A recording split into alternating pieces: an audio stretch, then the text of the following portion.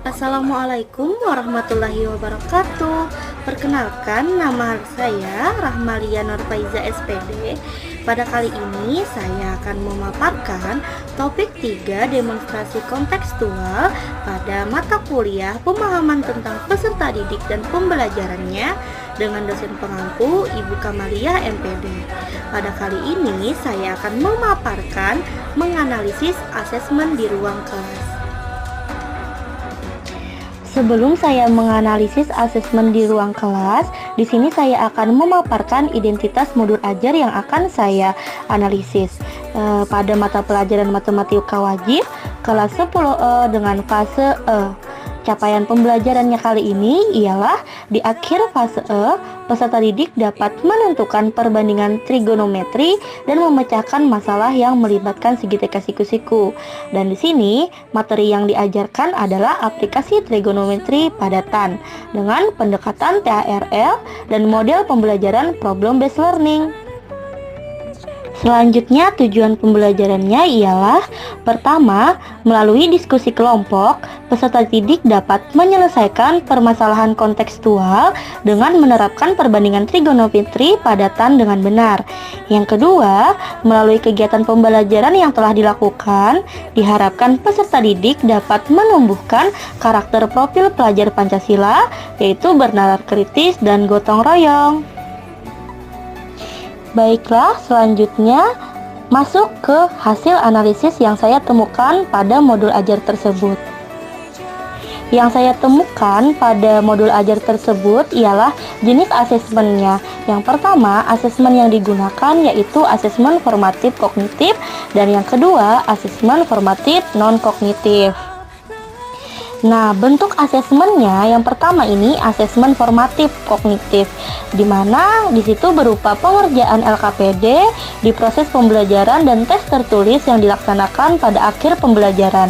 Asesmen ini bertujuan untuk mengukur pemahaman peserta didik terkait materi yang telah dipelajari, yaitu aplikasi trigonometri padatan seperti ini. Selanjutnya, untuk bentuk asesmen formatif non-kognitif berupa penilaian sikap, keterampilan, dan profil pelajar Pancasila. Penilaian ini dilakukan saat proses kegiatan pembelajaran berlangsung, berbentuk penilaian observasi yang dilakukan oleh guru untuk melihat keaktifan peserta didik pada saat proses pembelajaran. Kita masuk pada pertanyaan pertama. Bagian mana dalam asesmen tersebut yang menunjukkan kesesuaian dengan tahapan perkembangan peserta didik? Kemudian jelaskan. Di sini yang saya temukan adalah asesmen yang digunakan semuanya saling berkaitan dan menunjukkan kesesuaian dengan tahapan perkembangan peserta didik. Adapun bagian asesmen yang menunjukkan kesesuaian dengan tahapan perkembangan peserta didik adalah sebagai berikut. Pertama, asesmen formatif kognitif. Asesmen ini menunjukkan kesesuaian dengan perkembangan peserta didik karena dengan mengerjakan LKPD, peserta didik akan lebih mudah memahami materi dan dapat meningkatkan pengetahuan, sikap, dan keterampilan peserta didik. Begitu juga dengan tes tertulis. Dengan menggunakan tes tertulis, guru dapat melihat sudah sejauh mana sih kemampuan dan pemahaman peserta didik terhadap materi pembelajaran hari ini. Yang kedua, ada asesmen formatif non-kognitif, yang mana melibatkan penilaian sikap selama pembelajaran berlangsung yang berbentuk penilaian observasi. Bentuk asesmen ini sangat sesuai dengan tahapan perkembangan peserta didik karena memungkinkan guru untuk melihat interaksi mereka dengan lingkungan, serta kemampuan mereka dalam menjelaskan aplikasi trigonometri padatan. Observasi juga memungkinkan guru untuk melihat perkembangan peserta didik dari waktu ke waktu, sehingga bisa menyesuaikan pembelajaran sesuai dengan kebutuhan mereka. Selanjutnya, bagian mana dalam asesmen tersebut yang menunjukkan kesesuaian dengan perlunya pertimbangan aspek lingkungan budaya dan karakteristik peserta didik? Jelaskan. Yang menunjukkan kesesuaian dengan perlunya mempertimbangkan aspek lingkungan budaya dan karakteristik peserta didik terlihat pada asesmen formatif kognitif yang digunakan guru di kelas. Salah satunya adalah pengerjaan LKPD secara berkelompok. Guru dapat menilai karakteristik peserta didik seperti gotong royong atau kerjasama yang dilakukan peserta didik saat melakukan diskusi kelompok. Pada LKPD, guru juga memasukkan masalah kontekstual di kehidupan sehari-hari peserta didik yang berkaitan dengan aplikasi trigonometri TAN. Hal ini berarti guru mempertimbangkan aspek lingkungan budaya di dalam asesmen tersebut.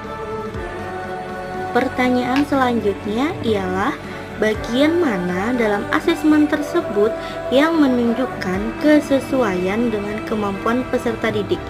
Jelaskan.